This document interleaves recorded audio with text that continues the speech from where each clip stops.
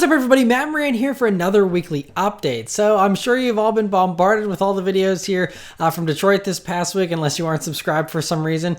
So you have already seen all the Detroit stuff. I'm not going to go over all those cars again because you can just go watch all those individual videos for more information about each of those vehicles.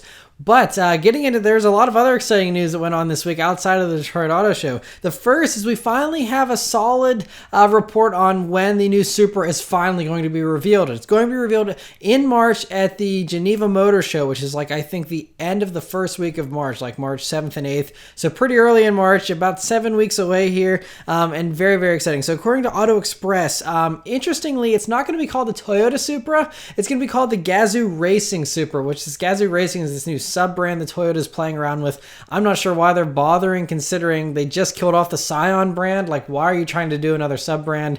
It's just kind of silly to me. But anyway, maybe for America it'll be different and they'll just call it the Toyota Supra, because this Gazoo Racing sub-brand is only for countries outside of America currently. So we'll have to wait and see. But anyway, there's going to be 4 trims according to this report by Auto Express. There's going to be the Supra, the Supra GR, the Supra GR Sport, that's, you know, Gazoo Racing is what GR stands for. And then there's going to be the Supra GR MN, which stands for Gazoo Racing tuned by Meisters of the Nürburgring. So that's what that one's going to be. Now, you know, they said that there's been reports saying this might get some type of 4-cylinder turbo, but the newest reports are saying they're all going to use a BMW inline 6 turbo engine to keep in with the tradition of the old Supras being an inline 6 turbo. But they're also saying that even though they're all going to use pretty much the same engine, there's going to be a significant gap in performance between all 4 of those models. So I'm guessing horsepower and also suspension tuning. I'm sure that top-of-the-line Nürburgring version will probably have the very stiff, racy suspension, aggressive aero, all that type of stuff. And the lesser versions might have close to as much horsepower. It might just be suspension upgrades that top line gets, or it could be a mix of both. We'll have to wait and see. But some other good stuff here. It's rumored that it's going to be about 3,300 pounds for the curb weight, which would be very good if that's the case. And also it should have 50-50 weight distribution as well. So all sounds very promising. But although we'll probably see it at Geneva here in just a few weeks, it sounds like these might not be hitting dealers until 2019. So that's not solid just yet. We'll have to wait and see for sure. But anyway, interesting to hear all that, and hopefully we see the new Supra in production form very, very soon.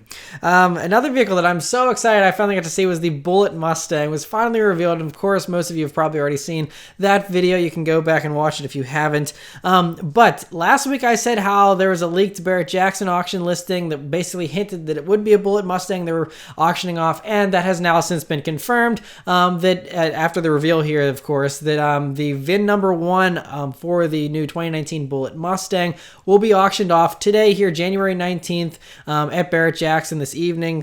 So if you're watching this the day it comes out, then you can check that out. Otherwise, you can go back and watch a rerun. But another Mustang-related announcement that happened at Detroit that I haven't talked about yet here on this channel is the announcement that Ford is bringing back the Mach 1. But even though it has a retro-looking logo, it's got these lightning bolts around it. And the teaser video that they showed shows an Explorer and a Mustang going into a little workshop. And then the workshop gets struck by lightning, and then out comes this streak of light that just races away. And so Ford PR people have confirmed that basically they're testing the waters for an all-electric performance SUV crossover type vehicle.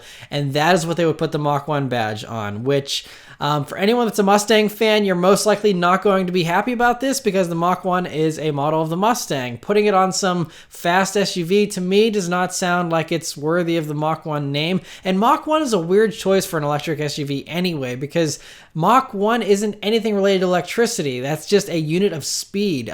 You would think if they're going to bring back some type of performance SUV and they want it to be electric, use the Lightning name from the Ford F-150 Lightning, unless they're planning that for some all-electric performance truck or some, you know, performance street version of the F-150. But if you're not going to be using the Lightning name, use that name. It's an obvious choice and would really fit. And so I really hope they get a look, because they said they're testing the waters, like they're not totally sold on the Mach 1 name just yet. I really hope they use a different name. I mean, even if they don't plan to make a Mach 1 version of the Mustang, which is unfortunate if that's the case, because I could really see a version of the Bullitt after 2019 and after the Bullitt goes away turning into some type of Mach 1, or even just use a non-supercharged version of the GT500 motor, throw that in a Mach 1 for a, you know, straight line performer vehicle would be very, very cool. But, you know, anyway, that's the latest there as far as that, is that the Mach 1 would be an all-electric performance SUV.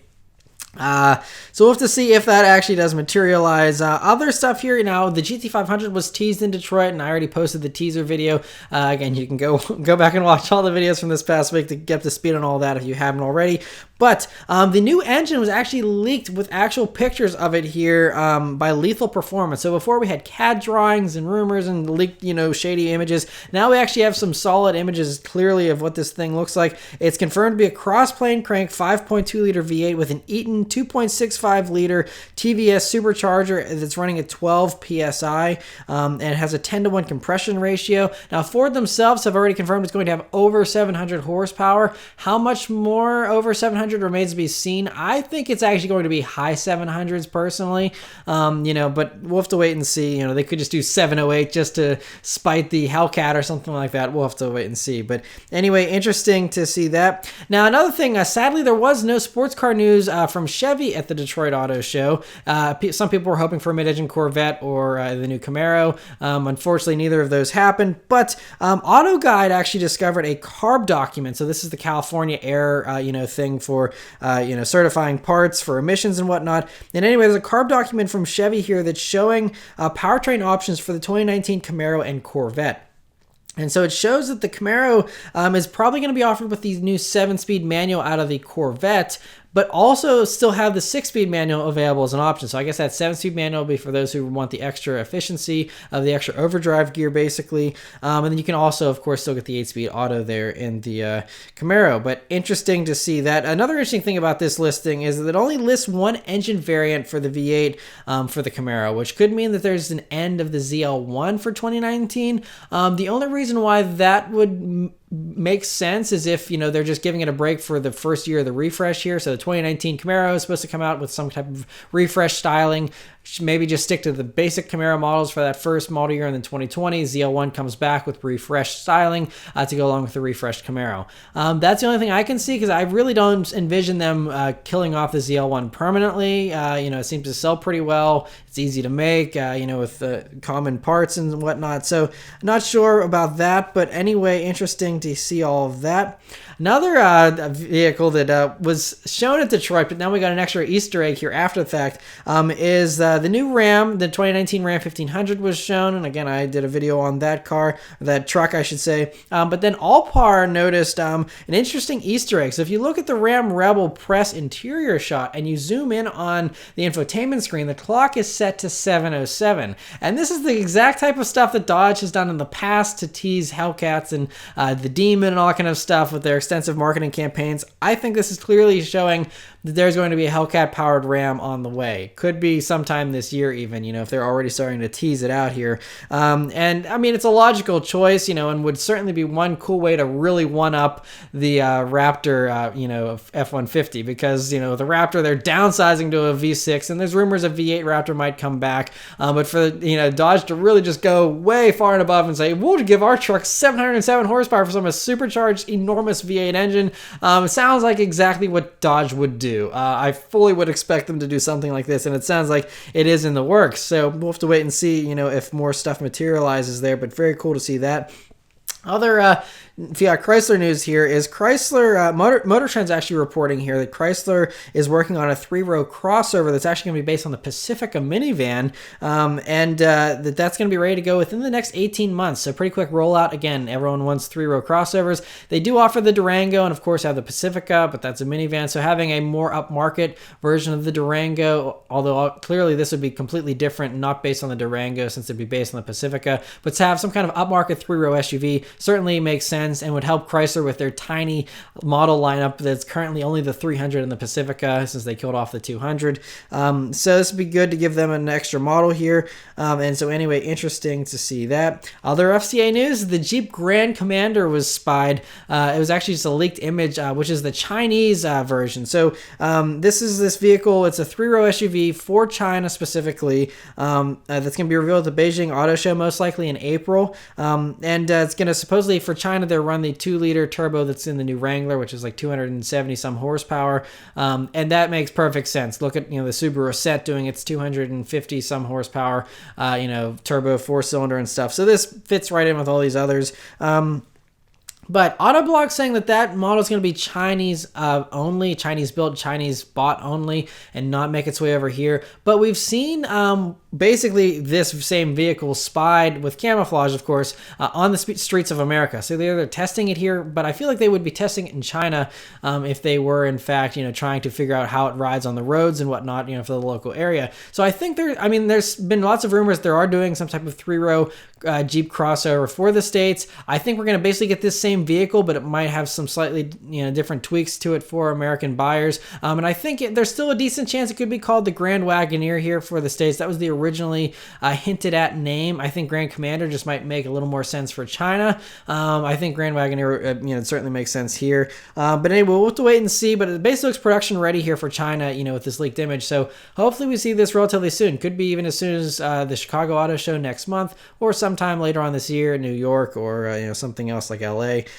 Anyway, interesting to see that. BMW was spied testing the Z4, the 2019 Z4 yet again. This time, though, even less camo than before. So we really get a good look at this thing, and man, is it going to be a looker. Really cool headlights. I love that the grille doesn't have the traditional BMW slats and instead just has a mesh, which kind of harkens back to the real old, like 50s BMWs, which I think is really, really cool. It's just, it's definitely more subtle than the concept, but still very elegant. Yeah, so they're saying this could debut. Obviously, it's going to debut sometime early this year if it's a 2019 model vehicle. Most likely, I think the Geneva Motor Show is very likely, debuting right alongside the Supra. That'd be very fair considering they're siblings. Have them reveal at the same time. That certainly makes a lot of sense. And so, yeah, we'll have to just wait and see. Now that they're saying could use the turbo 4-cylinder engines as well as, inline 6 turbo motor as well. But anyway, cool to see that spy there with less camo. Other BMW news, though, that I'm going to really try hard not to go on a rant on, but this is pretty crappy of BMW, to be blunt. So BMW, they charge for Apple CarPlay currently. It's $300, flat fee, and that's it. And although Hyundai and every other car company almost offers it for free, I think Ferrari charges and Mercedes also might charge, but those are the only other two. Like, I think everyone's just like, yeah, we'll give you CarPlay for free. Your $15,000 Hyundai, free Apple CarPlay. BMW charges you $300 for it, but they're not charging you $300 anymore. It gets worse. So they want to do a subscription-based Apple CarPlay subscription, and you have to pay yearly to have Apple CarPlay enabled in your BMW. So they're trying to spin this as a way for people to save money, and it's actually cheaper. So it's free for the first year, but then the second year is $80. It's $80 every year after. So they say this is cheaper for people who lease, because if you do a 3-year lease, you still come out, saving a bunch of money, because if the first year is free, the next 2 years, it's only $160 combined, so nearly half the price of the $300 charge. And basically, I think the message they're sending here is we only want people to lease BMWs, because anytime after that, we're just going to charge you through the nose for CarPlay. Because it's just, I don't know, I really don't like, here's an idea. They're like, oh, well, this way you save money. Well, if you're interested in BMW customers saving money, why not just make it free like the entire industry has? Why are you charging for something and now charging yearly for it? I don't know. This just really rubs me the wrong way, because not cool at all. And the funny thing is they're trying to also say, well, some people use CarPlay, they have an Apple device, but then they switch to Android, which does certainly happen. And they say in this way they can just cancel their Apple CarPlay subscription and not be tied to Apple CarPlay. But again, just make it free, and then no one loses anything. Like, why are you charging for something? And I don't even know if Apple allows a subscription fee to be charged for CarPlay, so we'll have to wait and see if this actually totally goes through. Although this is an official announcement, I just really hope they get a lot of backlash for this, because again, charging for something that almost everyone offers for free is bad enough, but then to make it a subscription thing, just not cool at all, BMW. So yeah, but unfortunate to see that. But on to some much better news here. There is a Ferrari dealer meeting recently, and thanks to Ferrari Club Alberta, we have a leaked image here of what the new 488 GTO is going to look like, and some info on it here that was then forwarded on to AutoGuide here. So basically, they're saying that historically, I think it's been like a 35 horsepower bump for the special version over the standard version of whatever model it is, and so that would put, considering the 48 GT B already has, like, I think it's like 670 odd horsepower, so they're saying this is most likely going to have over 700 horsepower just based on that alone. But some details that were revealed here at this dealer meeting supposedly are that it's going to have a carbon fiber front bumper, rear bumper, and hood for extra lightweightness, of course. It's got a carbon intensive cabin as well, and it's going to have aluminum floors. But then it's also going to have some new wheels that are they're saying 40% lighter than the ones on the 488 GTB, and they're going to have a Michelin Pilot Sport Cup 2 tires, which obviously is more aggressive than what you usually get on the GTB. It's also, of course, going to have improved aero, which looks very sweet, by the way, from that little picture that we have there. And it's also going to have some kind of carbon fiber rear spoiler, they're saying. Again, they're expecting this to also show up at Geneva. Geneva is really turning out to be an awesome auto show here this year. It's going to have lots of cool debuts. So, yeah, but very exciting to hear that. Other Ferrari news is that actually at Detroit, a Ferrari CEO was there, and he reconfirmed that they're working on an SUV that should be ready to go by 2019 or 2020. And they said it's going to drive unlike any other SUV, and all that kind of Ferrari jargon. We'll have to wait and see. But anyway, they also said they're planning to do an all-electric supercar eventually, but they plan to hybridize the Ferrari models first, and then once that stage is complete, then go on to an electric supercar. So basically, the hybridization stuff basically envision the LaFerrari stuff trickling down, and having that powertrain in the next gen 490 or whatever they call the next Ferrari mid-engine sports car.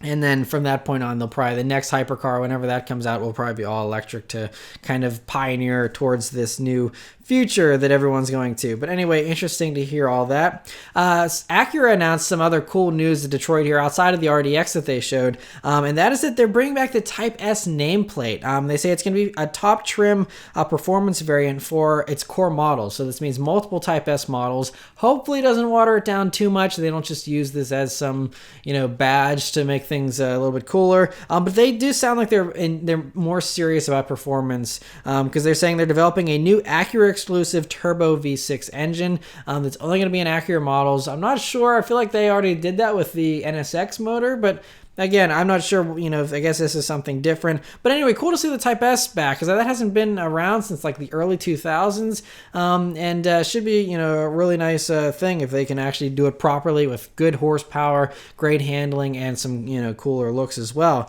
Another company here, Auto Express, is reporting that Lexus, they just are really on a roll here with some really exciting stuff. So according to Auto Express, the LC convertible has been given the green light. So that means it's been approved for production. They're actually going to build an LC convertible, should be ready to go in about 18 months to 2 years. And then they said also an LCF version is likely to come after that. That hasn't been completely 100% approved yet by Lexus, but again, is very likely to be approved soon. We already have seen it spied testing already, so we know this is something underway already. So I'm pretty sure they're going to be building that, and that'll come after the convertible. But really great to hear about a convertible. They say a convertible is core to a luxury brand, and I'm glad they appreciate that, because I love convertibles myself, and seeing a drop top LC, oh man, that's going to be glorious. So very exciting to see all that whenever it finally does be revealed there. Another vehicle that was revealed at Detroit that I didn't talk about because there's really not much to say about it is Nissan's Xmotion. It's spelled Xmotion, but they say to pronounce it Xmotion. And this is just showing what I guess a future SUV design strategy could look like from Nissan. Could be previewing a very aggressive preview of the next Xterra that obviously is going to be toned down a lot before production. But anyway, that was kind of cool to see there in Detroit. Now onto some spy photos here. Lots of spy shots here from Mercedes and Land Rover in particular. First, the Mercedes was spy testing the new next-gen CLA. This is our first time actually seeing the CLA. We've seen the A-Class and the hatchbacks and stuff, but now the actual CLA that we'll be getting here in the States. And you can see it has headlights that are similar to the CLS, a little bit smaller and more aggressive, not the large bulbous ones we have on the current CLA. Taillights in the back there look similar to the Mercedes Coupe taillights that we see on some of the Coupe models there. Look pretty good, and it looks like it's going to be a little bit longer, and so that's going to help, since the normal A-Class sedan that we're going to be getting is probably going to be a little more shrunken down and compact. This will be a little more flowing and probably a little more expensive as well. But anyway, this should be arriving sometime later on this year, I think, or very early next. Anyway, interesting to see that spied. Mercedes was also spied testing their all-electric EQC, and I wasn't expecting to see anything like this soon.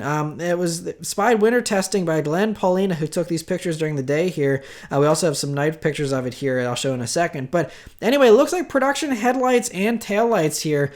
So it looks like it's pretty close to being ready to go, which again, this seems way sooner than we were expecting. Mercedes said I think they weren't planning on revealing or having something to market until 2020. So here we are in the beginning of 2018, and this thing looks just about ready to go. So they either sped it up big time, or the body is finalized, but they're just going to spend a long time working on the powertrain. I'm not sure.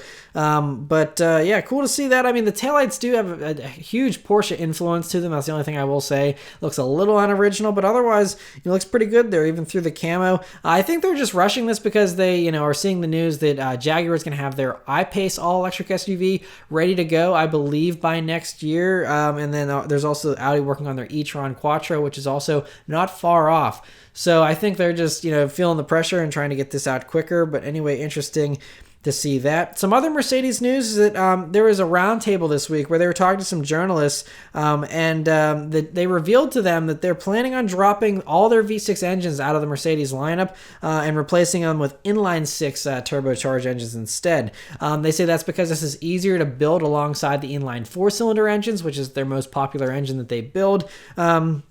And so we've already been seeing the inline 6 debut. It's first started out in the CLS 450. We already have images of the engine and stuff, but it was in the CLS 450 first. That's only for Europe, though. Here in the States, we're getting the CLS 53 and E53, which I just filmed again earlier this week. So that's going to have the same motor, and in that it's going to be just as powerful as the V6 motors. I think in the CLS 53 and E53, it's like 429 horsepower, so not slow at all. Inline 6s harken back to Mercedes' original history anyway, so really, really great to see them going back to those, and it makes a lot of sense, it sounds like, from a business standpoint as well. Some other spy shots here. Land Rover was spy testing 2 vehicles here. First is the next-gen Range Rover Evoque that was spied, which looks pretty similar to the old one. It's just refined a little bit. I think they want to keep the Evoque's more unique styling there, even for this all-new version. And so it's going to have an updated platform that's going to be riding on, but it's still, I think, the same front-wheel drive base platform that, of course, will come with all-wheel drive. But they're, I think, wanting to give it a smoother ride, because the current Evoque, now it's been several years since I reviewed one, but it did seem to have a little bit of a rougher ride, and that's a common complaint a lot of people have with the Evoque, so I think they're going to try and make it a lot smoother and softer here. And so anyway, that should be shown sometime this year, I think, but they also were spy testing a 2-door Range Rover, and not the Range Rover Sport. That would make a little more sense, but the full-on luxurious Range Rover, a 2-door version of that, which I guess harkens back to the original Range Rovers from 30, 40 years ago that were 2 doors originally, but this just still seems strange unless they're just doing it as some type of luxury flagship model to kind of compete with the Rolls-Royce SUVs and stuff. I'm not sure, what's going on with why they're doing a 2-door Range Rover. But you can see it's definitely a 2-door because there's 4-door handles, I think, there in the camo, but it's just way too short to be a 4-door vehicle, I think. And so, much shorter than a regular Range Rover usually is. But anyway, interesting to see that. Not sure when we'll see that revealed. Could be this year, next year. Who knows? The last spy shots were of the 2020 Toyota Corolla we saw for the first time here. And it looks like it might have a little bit more of a sloping roof line, which is the trend these days. And otherwise, though, it's heavily camouflaged, so we can't really tell anything about it. But it'd be a safe bet to assume it's going to have a very aggressive grille that's, you know, similar to what we see in the Camry and the new Avalon and all those vehicles. So look for something along those lines, just shrunken down here for the Corolla. It's going to be on the new TNGA platform like the Camry, CHR, and the new Avalon as well. This is going to be the one that's going to be built at the new Alabama plant they just announced. That'll be, you know, there with Mazda. Probably going to use the same 1.8 liter engine, although that could change, but they're thinking there could be a new CVT transmission involved here to help with better efficiency over the standard automatics. The reveal will probably be happening sometime early next year. So anyway, interesting to see that. And the last bit of news this week is Bentley has officially announced the Bentayga V8. So we knew this was coming, so it's nothing too unexpected. But anyway, it's using that same 4-liter twin-turbo V8, same one as the Urus, same one as all the Audis. This motor's getting everywhere. All the Porsches have it too. 542 horsepower, 568 pound-feet of torque here, ZF 8-speed automatic, all-wheel drive, of course. So it's not much less horsepower, and performance is pretty similar. So 0 to 60 they're saying is 4.4 seconds, which is only 0.4 seconds slower than the W12 version, and it has 180 mile per hour top speed, which is 7 mile per hour less top speed than the Bentayga W12. Anyway, a few other little things to differentiate this, and you can get carbon ceramic brakes on it. Again, this aiming to be the sportier of the two Bentaygas, even though it's a little bit slower. It's always handled better since you have 4 less cylinders to deal with there. But so you got a black and chromed out grille there, black quad tip exhaust instead of the chrome ones you get on the W12. So yeah, no pricing has been announced for this V8 version, but in the Continental GT, the difference between the W12 and the V8 is usually, I think, around $35,000 to $38,000 difference. So could put the Bentayga, you know, well comfortably under the $200,000 mark. It could be a really great bargain there. So anyway, interesting to see that. But that's it for all the news this week, guys. So let me know all your thoughts about everything in the comments below. Thank you guys very much for watching, and I'll see you next time. Take care.